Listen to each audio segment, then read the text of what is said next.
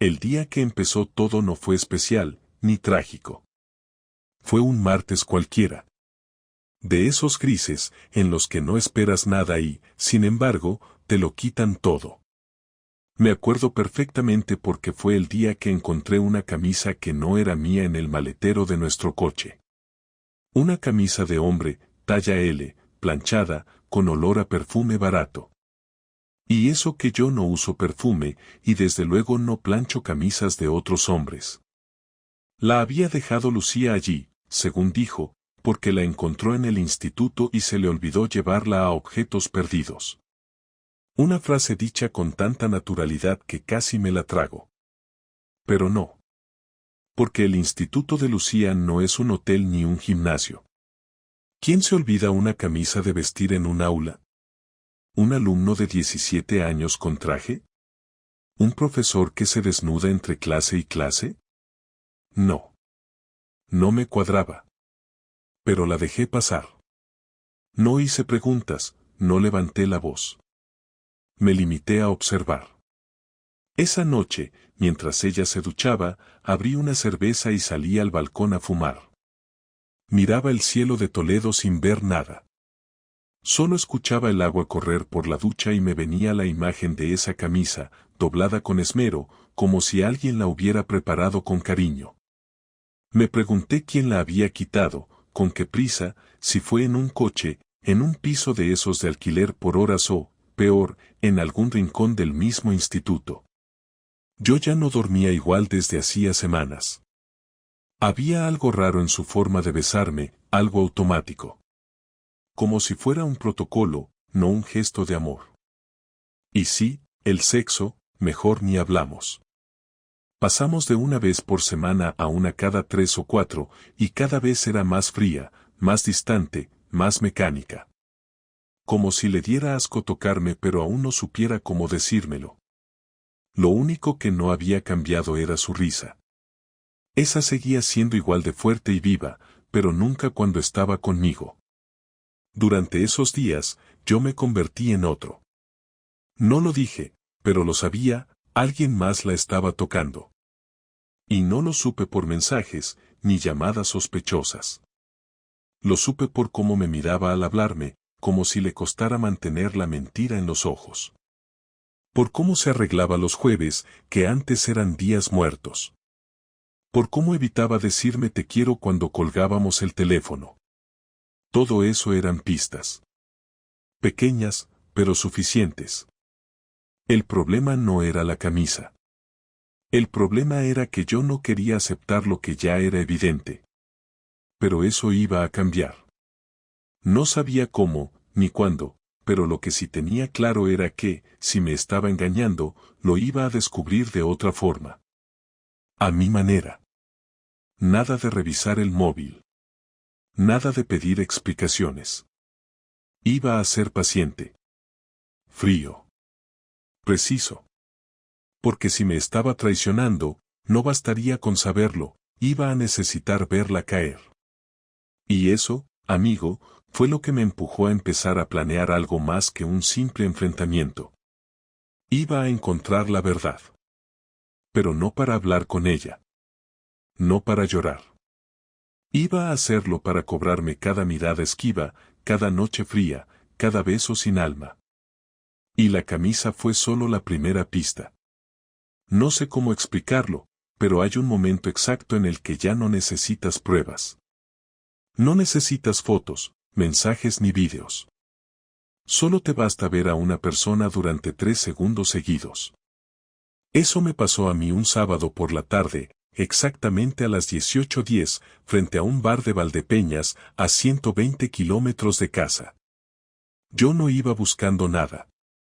O mejor dicho, no pensaba encontrar nada tan claro, tan repugnante, tan dolorosamente obvio. Había dicho que iba a ver a su madre en Ciudad Real, que necesitaba pasar la tarde con ella porque estaba de bajón. Y yo, con mi papel de marido confiado, le dije que fuera tranquila, que le diera recuerdos de mi parte. Le preparé un tupper con croquetas que había hecho yo esa mañana. Sí, croquetas. Como un gilipollas. pero algo dentro de mí no se tragaba esa historia. No era la primera vez que usaba a su madre como excusa. Y su madre, te juro por Dios, odia las croquetas. Así que me subí al coche sin decir nada a nadie y conduje con un nudo en la garganta. No tenía plan, ni dirección exacta. Solo el presentimiento de que la iba a encontrar haciendo algo que no se borra ni con lágrimas ni con tiempo. Pasé por varios bares, cafeterías, incluso la plaza del pueblo. Nada. Hasta que llegué a la zona del parque. Y ahí estaba el coche. Nuestro coche. Aparcado torcido, como con prisa. Me bajé, me acerqué por el lateral. El motor frío. Y justo al girar la esquina del bar que estaba enfrente, los vi. Ella y él. Un tipo moreno, más joven que yo, con esa cara de imbécil que solo tienen los que saben que están follando con una mujer casada. Estaban en la terraza, compartiendo una copa de vino, riéndose como si tuvieran 20 años. Ella llevaba ese jersey rojo que nunca se pone conmigo porque le aprieta. Tenía las piernas cruzadas, apoyadas sobre las de él. Le acariciaba el cuello. Y él la miraba como yo la miraba hace 10 años. No me vieron.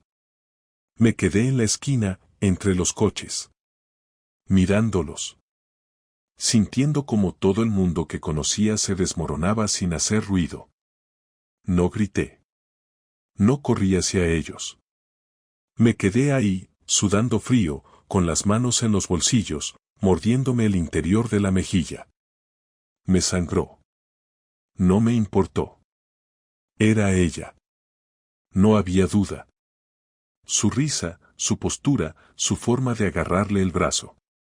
Esa no era una primera cita. Eso era confianza. Eso era costumbre. Lo llevaba viendo meses y no quería aceptarlo. Y ahora lo tenía frente a mí, en HD, en carne y hueso, en 3 dimensiones. Una Lucía que ya no era mía. Ni un poco. Me quedé ahí como 20 minutos. Vi cómo se besaron cuando él fue al baño. Cómo ella sacó el móvil y sonrió al ver algo. Cómo se subieron al coche juntos, el coche que yo llené de gasolina esa mañana. Y cómo se marcharon sin mirar atrás, como si yo nunca hubiera existido. Volví a casa conduciendo como un zombi. Ni música, ni radio. Solo el sonido del motor y mi respiración entrecortada. No lloré. No podía. Estaba tan lleno de rabia que cualquier lágrima se habría evaporado antes de caer. Esa noche no le dije nada. Le dejé su espacio. Llegó a las 11:15. Me dio un beso frío y dijo, mamá está mejor. Gracias por las croquetas. Me fui al baño a vomitar. Ya no necesitaba más pruebas. Ya sabía todo lo que tenía que saber. El domingo amanecí antes que ella, pero no porque tuviera algo que hacer, sino porque simplemente no pude dormir. Me quedé tumbado en la cama mirándola, observando cómo respiraba tranquila, como si no llevara meses tirando por la borda una relación de 11 años. Se dio la vuelta una vez, murmuró algo en sueños y se abrazó a la almohada. Me levanté sin hacer ruido, bajé a la cocina y puse el café en la cafetera como siempre, porque esa mañana todo iba a parecer igual hasta que dejara de serlo. No tenía preparado ningún discurso, ninguna frase rimbombante, no pensaba gritar ni romper nada. Solo quería verla mentir otra vez, mirándome a los ojos, y luego quería hacerle entender que se acabó. Cuando bajó, llevaba esa camiseta vieja de dormir que siempre odié porque tenía el cuello flojo y estaba desteñida. Se sentó a la mesa y me sonrió como si no pasara nada, como si no me hubiera aplastado el alma 24 horas antes con su pequeño teatro de bar de pueblo. Le puse el café delante y me senté frente a ella sin decir una palabra. Le pregunté si había dormido bien y me dijo que sí, que necesitaba ese descanso. Me habló de su madre, de una conversación que supuestamente habían tenido, incluso inventó una anécdota sobre la televisión y una vecina que había ido a visitarla. Lo soltó todo con esa soltura que da la costumbre de mentir, sin pausas, sin esfuerzo. Yo asentía, la miraba a los ojos y dejaba que siguiera cavando su propio pozo. No dije nada hasta que terminó el café. Entonces me levanté, fui hasta el armario del salón y saqué una bolsa del supermercado con un jersey rojo dentro, el mismo que llevaba el día anterior, y una servilleta del bar con el logo que decía La Viña en letras azules. Lo dejé sobre la mesa, entre nosotros, sin decir palabra. Ella bajó la mirada, vio el contenido, y por primera vez en mucho tiempo no supo qué decir. No había forma de justificarlo, no había margen de maniobra, y sin embargo, lo intentó. Me preguntó de dónde había sacado eso, y yo le dije que la respuesta era más importante que la pregunta. Me miró sin parpadear durante unos segundos y después dejó caer el cuerpo hacia atrás, como si la silla la estuviera sosteniendo por lástima.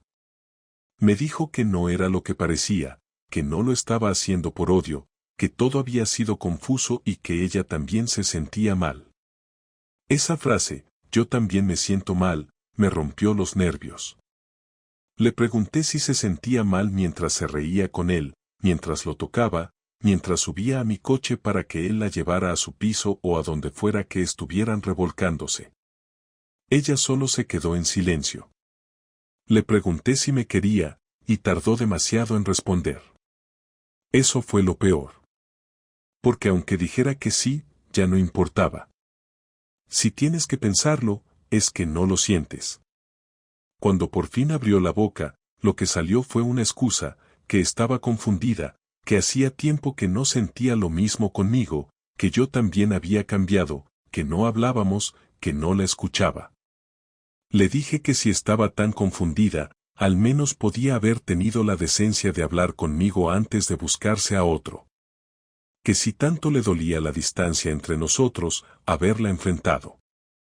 Que lo que hizo fue lo más cobarde que puede hacer una persona, mentir cada día, besarme por compromiso, tocarme por rutina, fingir amor cuando ya no quedaba ni respeto. Ella se puso a llorar, se tapó la cara con las manos y dijo que no sabía cómo dejarlo, que no sabía cómo decirme la verdad sin destruirme. Le contesté que ya me había destruido, solo que lo hizo por partes, como cuando quitas las piezas de una torre y finges que sigue en pie. Ella lloraba y yo ya no sentía nada. Ni rabia, ni pena, ni tristeza. Solo asco. Me levanté, fui a la habitación y saqué una maleta. Empecé a meter mi ropa sin orden, sin prisa. Ella vino detrás de mí, me pidió que no me fuera, que podíamos hablar, que podíamos arreglarlo.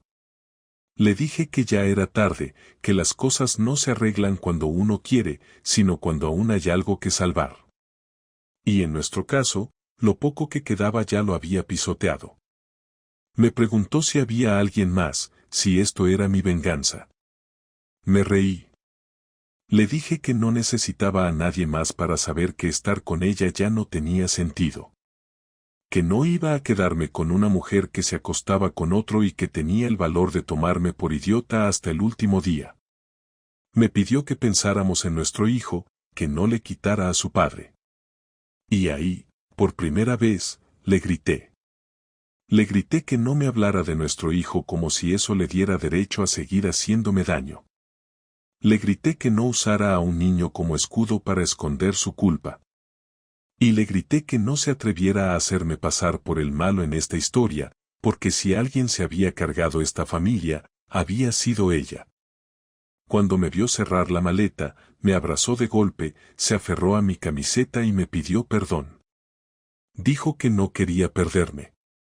Le respondí que ya me había perdido hace mucho, que solo ahora lo estaba entendiendo. Salí de la casa sin mirar atrás. Con la maleta en una mano y las llaves del coche en la otra. Dormí en casa de mi hermano esa noche, y cuando me desperté, tenía 5 mensajes suyos. En el primero decía que me amaba. En el segundo que lo sentía. En el tercero que era culpa de ambos. En el cuarto que yo también la había descuidado. En el quinto, que no sabía vivir sin mí. No contesté ninguno. Pasaron 3 días desde que me fui de casa y no hubo una sola hora en la que Lucía no intentara llamarme, escribirme, pedirme una oportunidad más, una charla, una pausa, lo que fuera.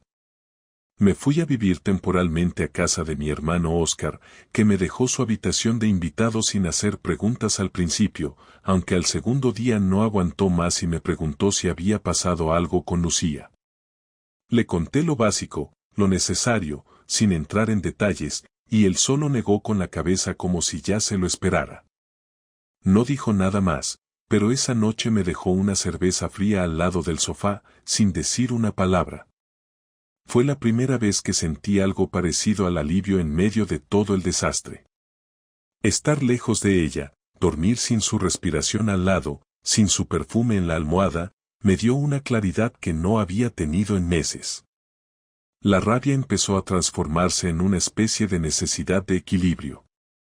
Yo no podía quedarme con ese dolor sin hacer nada. No iba a gritar, no iba a romper cosas, no iba a arrastrarme por nadie, pero tampoco iba a dejar que se saliera con la suya como si nada hubiera pasado. No después de mentirme en la cara, de usarme como coartada, de follarse a otro mientras yo preparaba la cena. Así que decidí devolverle todo, pero no con violencia, no con escándalos. Iba a hacerlo con precisión. Iba a tocarle donde más le dolía, y eso no era su reputación ni su cuerpo, era su ego. Lucía era de esas personas que necesitaban siempre la última palabra, el control de la situación, la certeza de tener la razón. Su seguridad era una fachada que se sostenía en que nadie la cuestionaba. Por eso, cuando al cuarto día le respondí un mensaje diciendo simplemente hablemos mañana a las 18 en casa, su reacción fue inmediata. Me mandó un audio de 3 minutos dándome las gracias, diciendo que le alegraba que estuviéramos listos para reconstruir lo nuestro, que estaba dispuesta a lo que hiciera falta. Lo escuché entero solo para confirmar lo que ya sabía. Ella pensaba que con tiempo y un poco de culpa todo se arreglaba. Pero esa reunión no iba a ser para hablar de reconstrucciones. Iba a ser para dejarle claro que esta vez no tenía el control de nada. Ese día llegué puntual. Llevaba una carpeta con documentos, algunas copias y una lista en el bolsillo. Ella me abrió la puerta con una sonrisa insegura, vestida como si esperara convencerme con ternura, con nostalgia. Me ofreció un café y le dije que no, que íbamos a hablar sin rodeos. Nos sentamos en el salón, el mismo donde celebramos tantos cumpleaños, navidades, tardes tontas. Me miraba como si no supiera qué esperar, como si dudara entre pedirme perdón otra vez o lanzarse a llorar. No le di tiempo. Le entregué la carpeta y le pedí que la abriera. Dentro había una propuesta de separación temporal, con condiciones claras, custodia compartida de nuestro hijo, reparto justo de gastos, cesión de la vivienda para ella con una cláusula que especificaba que ningún tercero podía residir allí durante ese tiempo. También incluía una hoja donde ella debía renunciar a cualquier reclamación económica futura si el proceso se formalizaba como divorcio. No eran condiciones abusivas, pero sí frías, calculadas. Eso fue lo que más le afectó. Me preguntó si ya lo tenía decidido, si no pensaba luchar, si no quería arreglarlo. Le dije que no.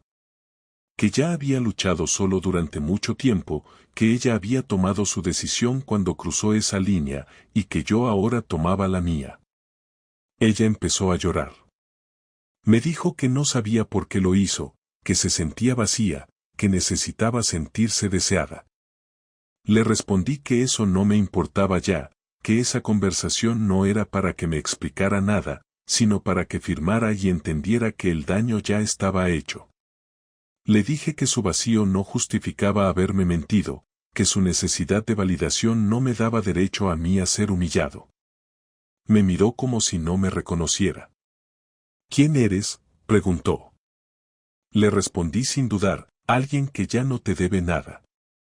Después me levanté, fui al mueble donde aún estaban mis cosas y saqué una pequeña caja. Adentro tenía una copia de las fotos que tomé frente al bar, no para hacerle daño directamente, sino para que entendiera que no estaba actuando por rumores, que no había ninguna duda, que vi con mis propios ojos lo que había negado tantas veces. Se la dejé sobre la mesa y le dije que no tenía intención de usar eso contra ella, que no iba a hablar con nuestro hijo de lo que hizo, que no la iba a dejar en ridículo, pero que eso no significaba que iba a perdonarla. Le dejé claro que no necesitaba destruirla para sentir que gané, porque la verdadera victoria era irme con dignidad. Ella me pidió una última cosa antes de que me fuera, que no le quitara a nuestro hijo. Le dije que eso nunca estuvo sobre la mesa, que él iba a tenernos a ambos, pero que no pensara ni por un segundo que íbamos a fingir una relación por él. No le hacía falta un matrimonio falso, le hacía falta un padre que no viviera con odio. Y eso solo podía dárselo desde fuera. Esa noche dormí como no lo hacía en meses. No soñé con ella, no me desperté sudando, no sentí esa ansiedad que se te clava en el pecho cuando todo se te va de las manos. Lo que vino después fue otra historia. El proceso legal, las explicaciones con la familia, el trabajo, mi hijo. Pero eso lo llevaba con la cabeza en alto. Porque no me arrodillé, no me rebajé, y sobre todo, no me quedé esperando a que alguien que me traicionó decidiera qué hacer conmigo. Y eso, para mí, ya era venganza suficiente. Habían pasado ya casi 2 semanas desde aquella tarde en la que nos sentamos en el salón como dos desconocidos a firmar los restos de una vida juntos. Yo no tenía pensado volver a hablar con ella más allá de lo estrictamente necesario, todo lo relacionado con nuestro hijo o la casa común. No quería explicaciones, no quería reproches, no necesitaba que me repitiera sus justificaciones ni que intentara arreglar algo que llevaba roto tanto tiempo que ya ni sabía cuándo había empezado a fallar. Pero la conversación llegó igual, y no fue cuando ella quiso, sino cuando yo sentí que era el momento. La llamé una tarde de miércoles, le pedí que habláramos tranquilos, en un sitio neutral. Elegimos un bar discreto, uno que no frecuentábamos, al otro lado del barrio, donde no había historia compartida ni rincones con recuerdos. Me senté en la mesa antes que ella, pedí un café y esperé en silencio mientras miraba por la ventana. No tenía rabia, tampoco nostalgia. Lo único que quería era cerrar este capítulo como un adulto, sin gritos, sin lágrimas, sin necesidad de derribar lo poco que quedaba en pie. Ella llegó 10 minutos tarde, con la cara seria, sin maquillaje, con ojeras que no intentó cubrir. Se sentó frente a mí sin saludar, pidió una infusión y me miró esperando que yo empezara. Le pregunté cómo estaba y me respondió que no lo sabía. Me dijo que dormía mal, que no se concentraba, que no entendía cómo todo se le había escapado de las manos tan rápido. Yo no le respondí enseguida, dejé que hablara, que soltara lo que llevaba dentro, porque si algo entendí durante todo este proceso es que a veces la mejor venganza es no interrumpir a alguien mientras se hunde solo. Me dijo que había terminado con el otro tipo, que no era lo que pensaba, que fue una especie de escape, algo que ni ella sabía cómo justificar. Le pregunté si lo amaba, y su silencio fue lo más honesto que escuché de su boca en mucho tiempo. Me dijo que no, que solo era alguien que la hizo sentir distinta, que la escuchaba, que le daba atención. Le respondí que eso no tenía nada que ver con amor, que buscar cariño fuera de la casa solo demuestra que dentro ya no quedaba nada y que en lugar de asumirlo como una adulta prefirió jugar a las 2 vidas hasta que una se le rompió en la cara. Ella bajó la mirada, se recogió el pelo con las manos y me dijo que sabía que me había fallado, que había destrozado una familia por una estupidez, que lo entendía todo, pero que seguía queriendo arreglar lo poco que quedaba. Le pregunté si creía de verdad que era posible recomponer algo que ya no tenía base, si pensaba que yo podía volver a dormir con ella sin pensar en lo que hizo, si esperaba que la confianza se regenerara como si fuera una planta a la que solo le faltaba agua.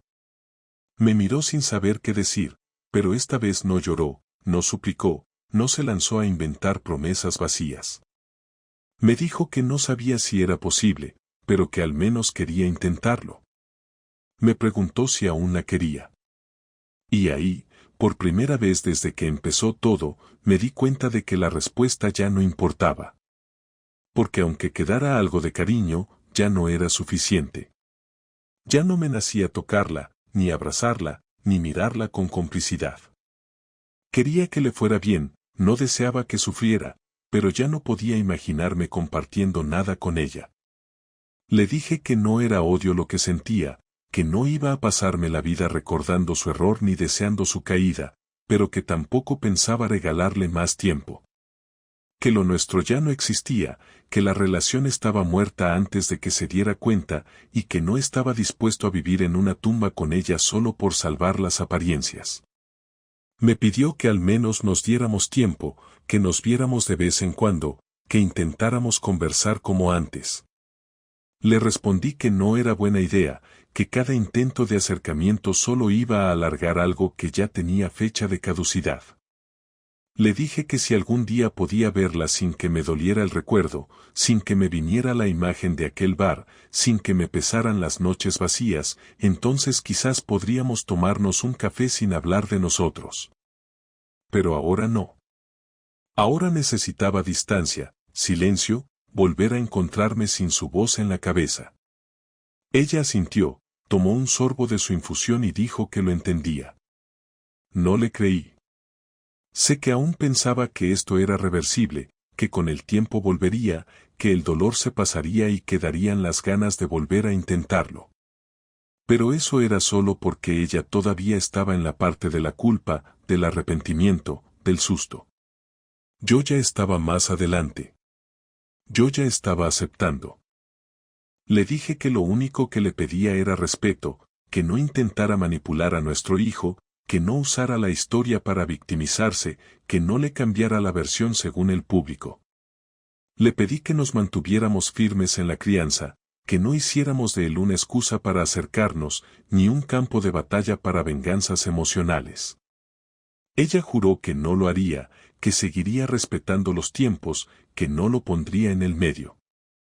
Le dije que si alguna vez lo hacía, si notaba que nuestro hijo sufría por su egoísmo o el mío, no iba a quedarme callado. Ella bajó la cabeza y dijo que no lo permitiría. Nos quedamos en silencio un rato. Afuera caía una llovizna fina sobre la calle, la gente caminaba rápido con las chaquetas cerradas y los hombros encogidos. No hablamos más. Pagamos la cuenta a medias, salimos del bar y cada uno se fue por su lado sin abrazos ni despedidas. Caminé de vuelta a casa sin mirar atrás. No sentí alivio, pero tampoco tristeza.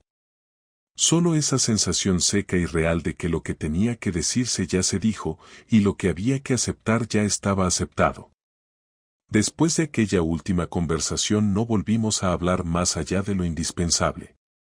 Todo lo que había que decir se había dicho, todo lo que quedaba por escuchar ya estaba claro y lo que dolía, aunque seguía doliendo, empezaba a doler diferente.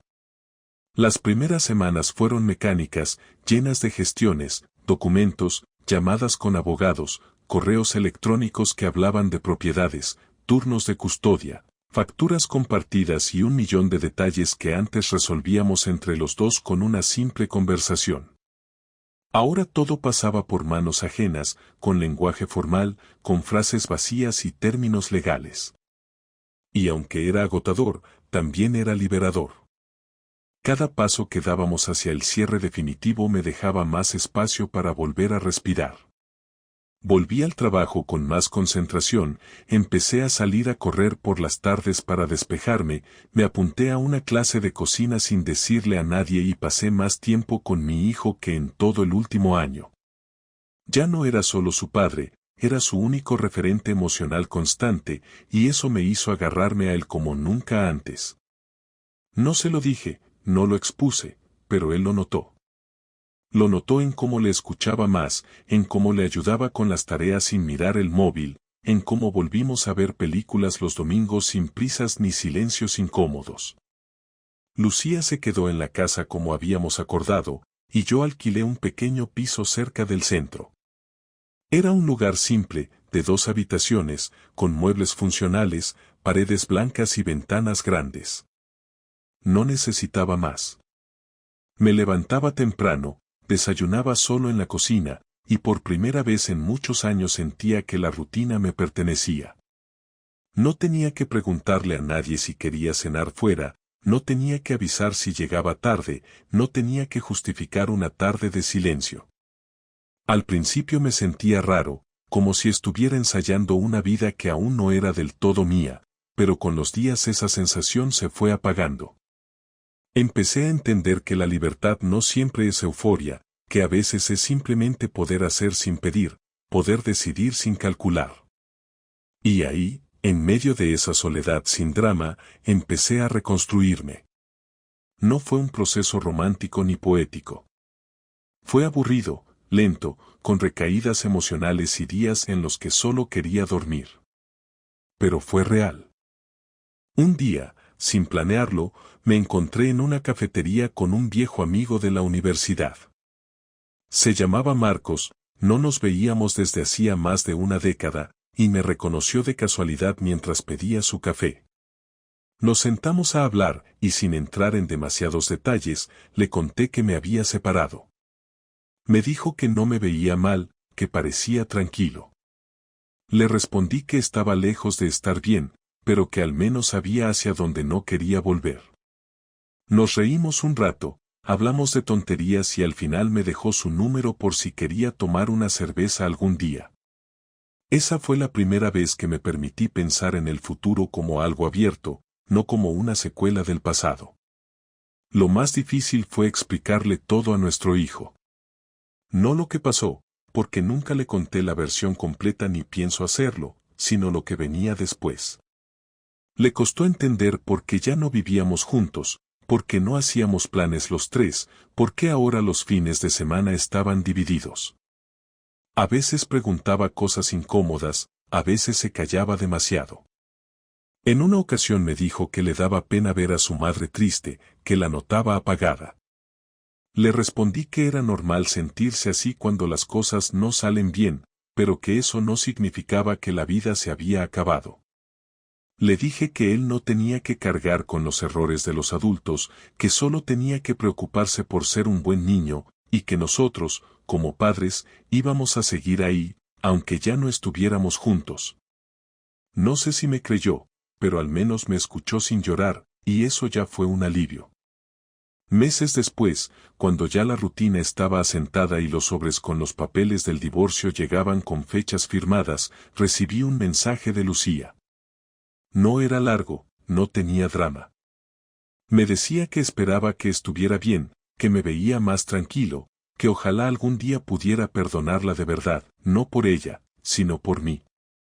Lo leí varias veces y no respondí.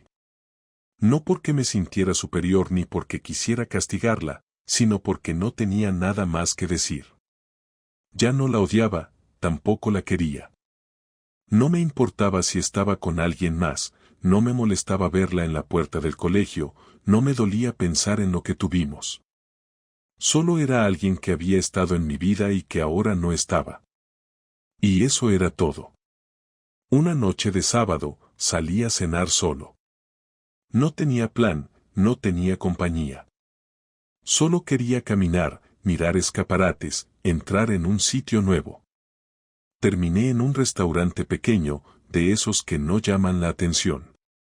Comí tranquilo, sin mirar el reloj, y cuando terminé, me di cuenta de que por primera vez en mucho tiempo no había pensado en ella durante horas.